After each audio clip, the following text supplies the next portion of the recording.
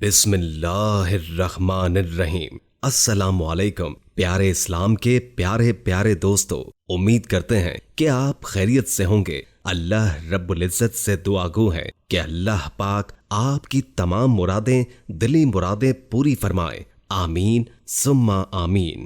شادی کی پہلی رات جب شوہر نے بیوی کا گھونگھٹ اٹھایا تو اس کی نظر بیوی کے گلے پر پڑی۔ اس کی بیوی نے ایک بہت ہی قیمتی ہار پہنا ہوا تھا۔ شوہر کو یاد آیا، کہا یہ تو گمشدہ ہار ہے۔ شوہر کو جھٹکا کیوں لگا؟ یہ جاننے کے لیے ہماری آج کی یہ ویڈیو آخر تک ضرور دیکھیں۔ یہ نہ صرف دلچسپ کہانی ہے بلکہ ایمان افروز بھی ہے۔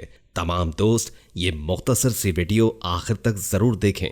پرانے وقتوں کی بات ہے کہ مکہ مکرمہ میں عبداللہ نامی ایک تاجر رہتا تھا، لیکن دن رات محنت اور لگن سے اس کا کاروبار ترقی کرنے لگا۔ قدرت بھی اس پر مہربان ہو گئی اور دیکھتے ہی دیکھتے اس کا کاروبار ملک کے طول و عرض میں پھیل گیا۔ چند سالوں میں اس کا شمار ملک کے تاجروں اور سیٹھوں میں ہونے لگا، اور یہ امیر ہونے کے ساتھ ساتھ اللہ والا بھی تھا جو اپنی بساط کے مطابق کسی نہ کسی کی مدد کیا کرتا تھا۔ ایک دن عبداللہ اپنے کاروباری سلسلے میں کہیں گیا ہوا تھا کہ اسے کافی نقصان ہوا۔ اس اللہ والے نے نقصان کی ذرہ برابر پرواہ کیے بغیر اپنی بساط کے مطابق اللہ کی راہ میں خرچ کرتا رہتا۔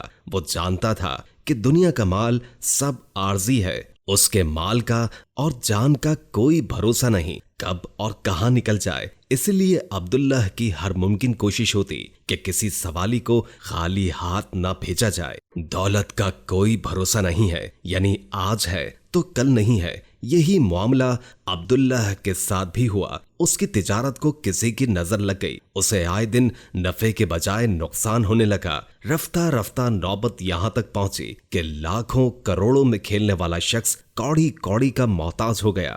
اس کی جائیداد نیلام ہو گئی، جمع پونجی قرضدار لے اڑے۔ ایک دن عبداللہ روزگار کی تلاش میں نکلا۔ ایک گلی سے گزرتے ہوئے اس کی نظر ایک ہار پر پڑی جو زمین پر گرا ہوا تھا۔ اس نے لپک کر اسے اٹھا لیا۔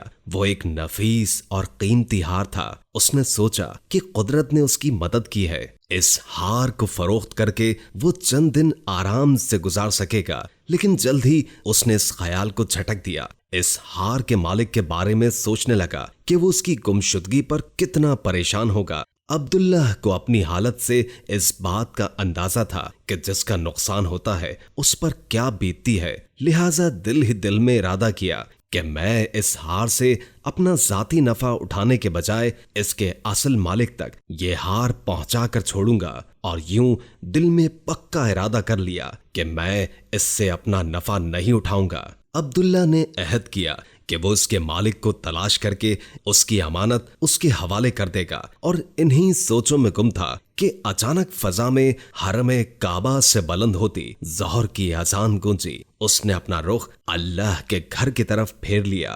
وہاں جا کر اس نے وضو کیا اور نہایت خوشی کے ساتھ نماز ادا کی۔ وہ نماز سے فارغ ہی ہوا تھا کہ اس نے ایک اعلان سنا کہ کوئی شخص کہہ رہا تھا کہ بھائیوں، میرا ایک قیمتی ہار کہیں گر گیا ہے، اگر کسی کو مل جائے تو مجھے اطلاع کرے، اللہ کا اس پر کرم ہو۔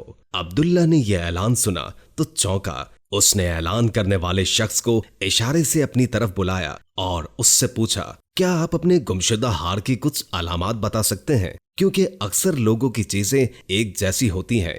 ممکن ہے جس ہار کا آپ ذکر کر رہے ہیں میرے پاس اس سے ہٹ کر کوئی اور چیز ہو۔ اگر آپ سچے ہیں تو برائے مہربانی مجھے بتائیں کہ آپ کا ہار کس طرح کا تھا۔ اگر آپ نے سچ نشانیاں بتا دیں تو ہو سکتا ہے کہ جو ہار مجھے ملا ہے میں آپ کے حوالے کر دوں، کیونکہ ایمانداری کی بہترین شکل یہ ہے کہ چیز اپنے اصل مالک تک پہنچ جائے، اور اس کا اصل حق بھی یہی ہے۔ کیوں نہیں جی، کیوں نہیں، یہ رہی اس ہار کی علامات۔ یہ کہہ کر اس نے ہار کی نشانیاں بتانا شروع کر دیں۔ عبداللہ نے محسوس کیا کہ یہ شخص صحیح علامات بتا رہا ہے اور یہی اس ہار کا مالک ہے۔ اس نے جھٹ اپنی جیب سے ہار نکالا اور اس کے مالک کی طرف اچھال دیا۔ مالک نے اپنے ہار کو پہچان لیا، اسے چوما، عبداللہ کے ہاتھ چومے، اس کی پیشانی کو بوسہ دیا اور اس کے حق میں بہت ساری دعائیں کی۔ عبداللہ نے کہا اس نے اس ہار کو امانت سمجھ کر اٹھایا، اب اسے اس کے مالک کے حوالے کر کے اس کو بہت زیادہ خوشی محسوس ہو رہی تھی، جتنی خوشی اس کے مالک کو اپنی گمشدہ چیز کو پا کر ہو رہی ہے۔ اس کے ساتھ ساتھ اس نے ہار کے مالک کے سامنے اپنی تنگ دستی کا بھی ذکر کیا۔ اس کی انہی حالات میں شادی بھی ہو گئی۔ جب شادی کی پہلی رات وہ اپنی بیگم کے پاس گیا اور اس کا گھونگھٹ اٹھایا تو اس نے وہی ہار اس کے گلے میں دیکھا، وہی ہار چمک رہا تھا جو اس نے مکہ مکرمہ کی ایک گلی میں پڑا ہوا دیکھا تھا۔ اس نے تعجب سے پوچھا کہ بیگم جان یہ ہار تم تک کیسے پہنچا؟ دلہن بولی میرے بابا جان عمرے کی غرض سے مکہ مکرمہ گئے تھے، وہاں انہوں نے میرے لیے وہ ہار خریدا تھا۔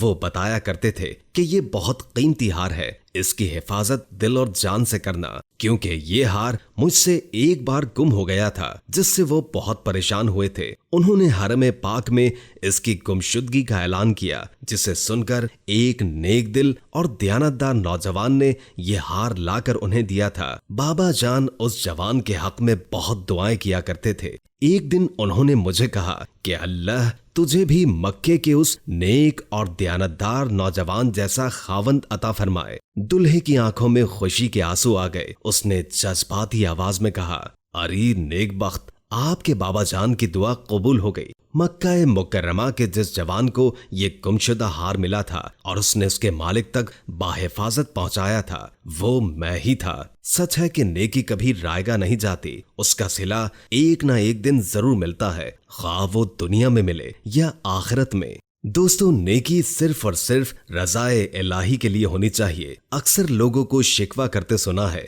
کہ نیکی کا زمانہ ہی نہیں، ہر زمانہ نیکی کا ہی ہے۔ اگر کی جائے نیکی کے اجر کی امید صرف اللہ سے ہی رکھی جائے، مگر ہم نیکیوں کے اجر کی امید لوگوں سے لگا لیتے ہیں اور پھر نا امیدی پر شکوے کرتے نظر آتے ہیں۔